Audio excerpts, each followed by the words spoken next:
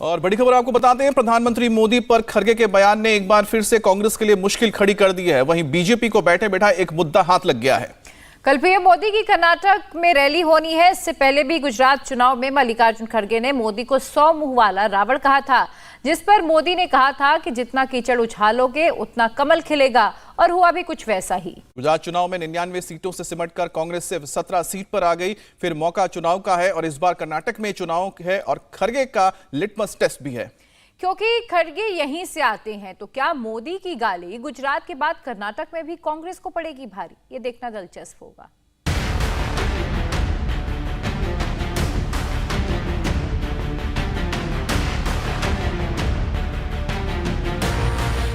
ಮೋದಿ ಅಂದ್ರೆ ಈ ವಿಷದ ಹಾವಿದ್ದಂಗೆ. ನೀವಂದ್ರೆ ಇದು ವಿಷ ಅದ ಇಲ್ಲ ನೋಡೋಣ, ಸ್ವಲ್ಪ ನೆಕ್ ನೋಡೋಣ ಅಂತ ನೆಕ್ಕಕ್ಕೆ ಹೋಗಿರಿ, ನೆಕ್ಕರು ಸತ್ತ। कांग्रेस का ये मोदी से हार का डर है या फिर मोदी के आगे सरेंडर? जब जब चुनाव आता है कांग्रेस के नेता हताशा में एक ही गलती बार बार करते हैं। पीएम मोदी पर विवादित बयान देते हैं, अपशब्द कहते हैं।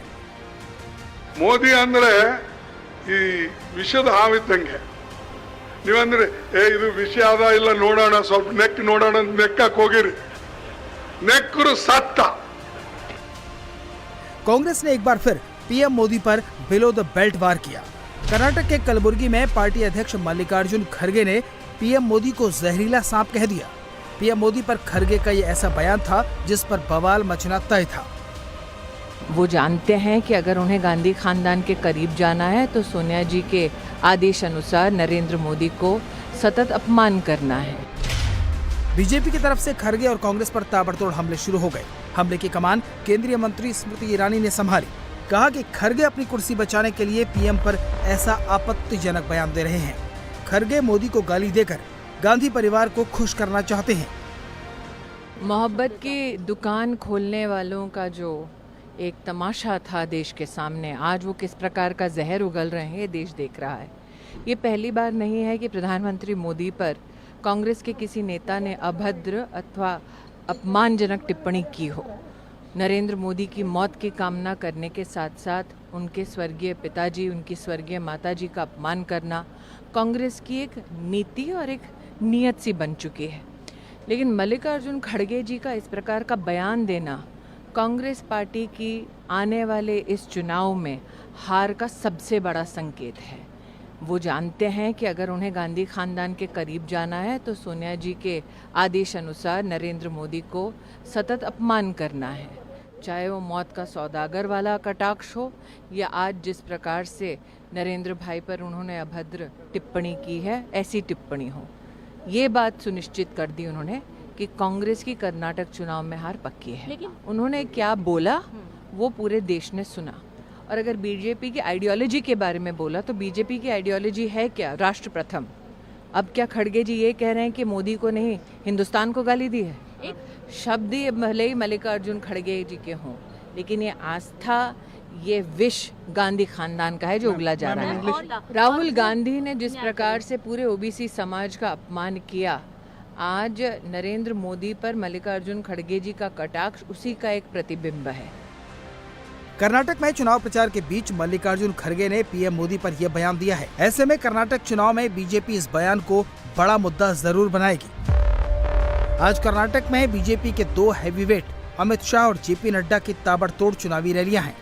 जाहिर है इन रैलियों में खड़गे को करारा जवाब मिलने वाला है। एक दिन बाद खुद पीएम मोदी भी कर्नाटक में चुनाव प्रचार के लिए पहुंचने वाले हैं, तो वो भी अपने अंदाज में खड़गे को जवाब देने में देरी नहीं करेंगे। कर्नाटक में चुनाव है। कांग्रेस के अध्यक्ष खड़गे इसी राज्य से आते हैं। 2024 के फाइनल से पहले कर्नाटक चुनाव सेमीफाइनल जैसा है, जिसके रिजल्ट पर ही खड़गे की परफॉर्मेंस रिपोर्ट कार्ड बनेगा। इसलिए खड़गे ने फिर वही दांव चला, पीएम का अपमान करो, पीएम को गाली दो, वोट मिले ना मिले आला कमान को खुश करो। ನಿಮ್ಮ ಐಡಿಯಾಲಜಿ ಏನಿದೆ, ನಿಮ್ಮ ವಿಚಾರಧಾರೆ ಏನಿದೆ, ಅದು ಬಹಳ ಕೆಟ್ಟಿರೋದ್ರಿಂದ ಅದು ದೇಶಕ್ಕೆ ಹಾಳು ಮಾಡ್ತಾ ಇದೆ। ಮತ್ತು ನೀವೇನಾದರೂ ತಪ್ಪು ತಿಳ್ಕೊಂಡ್ರಿ, ಮೋದಿ ಅಂದ್ರೆ ಈ ವಿಷದ ಹಾವಿದ್ದಂಗೆ. ನೀವಂದ್ರೆ ಇದು ವಿಷ ಅದ ಇಲ್ಲ ನೋಡೋಣ, ಸ್ವಲ್ಪ ನೆಕ್ ನೋಡೋಣ ಅಂತ ನೆಕ್ಕಕ್ಕೆ ಹೋಗಿರಿ, ನೆಕ್ಕರು ಸತ್ತ।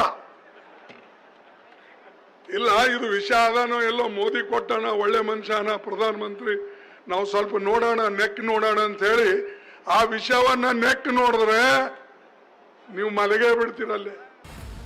प्रधानमंत्री पर खरगे का यह बयान सामने आते ही पार्टी को समझ आ गया कि ये सेल्फ गोल है, तो पार्टी के प्रवक्ता फौरन डैमेज कंट्रोल में जुट गए।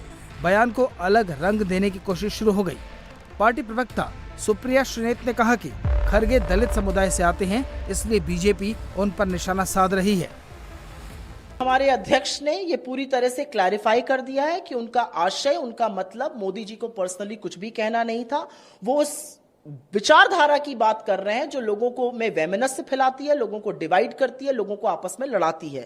वो उनके बारे में बात कर रहे हैं जो कर्नाटक आकर उल जलूल बातें करते। मैं आपसे पूछना चाहती हूं, क्या ऐसा सवाल मोदी जी से पूछा गया? उन्होंने कर्नाटक आके कहा कांग्रेस की वारंटी नहीं और हम झूठ बोल रहे हैं अपने प्रोमिसेस पर? जी नहीं, हमने अपना हर वादा पूरा किया है। कर्नाटक आकर आप कर्नाटक के मुद्दों पर चर्चा नहीं करते, दिशा भ्रमित क्यों करना चाह रहे? क्योंकि आपको पता है कि 40 तक पहुंचने में इस समय आपकी हालत टाइट है। मेरे अध्यक्ष मल्लिकार्जुन खड़गे जी जो दलित समुदाय से आते हैं, जो एक मिल मजदूर के बेटे थे और अपने बलबूते, अपने पराक्रम के बल पे, अपनी काबिलियत के बल पर वो इतने बड़े पद पर पहुंचे और लोकतांत्रिक ढंग से चुने हुए हमारे अध्यक्ष हैं।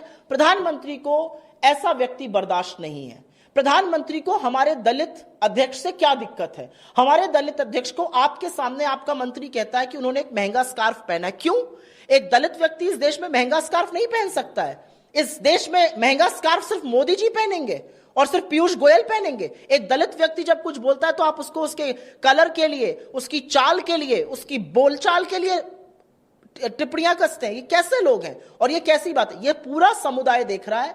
एक व्यक्ति जो राजनीति में जिसने 50 साल से ऊपर निर्वाचित सदस्य होते हुए बताए, उन्होंने पूरी तरह से क्लैरिफाई कर दिया कि वो एक विचारधारा की बात कर रहे थे।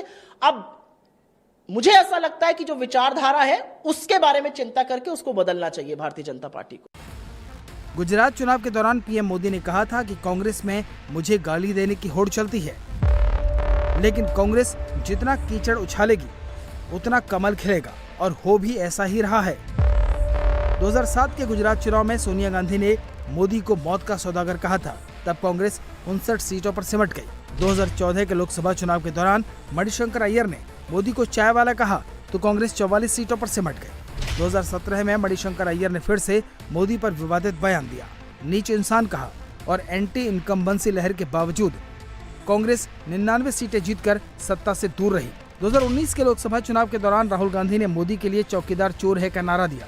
नतीजा फिर करारी हार, सिर्फ 52 सीटें ही जीत सकी कांग्रेस। 2022 के गुजरात चुनाव में खड़गे ने मोदी को रावण जैसा बताया।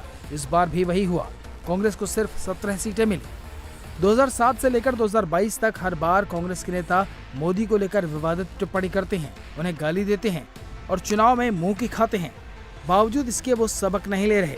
हालांकि इस बार खड़गे को लग गया कि उनके बयान से पार्टी को ज्यादा डेंट हो गया, इसलिए फौरन माफी मांग ली।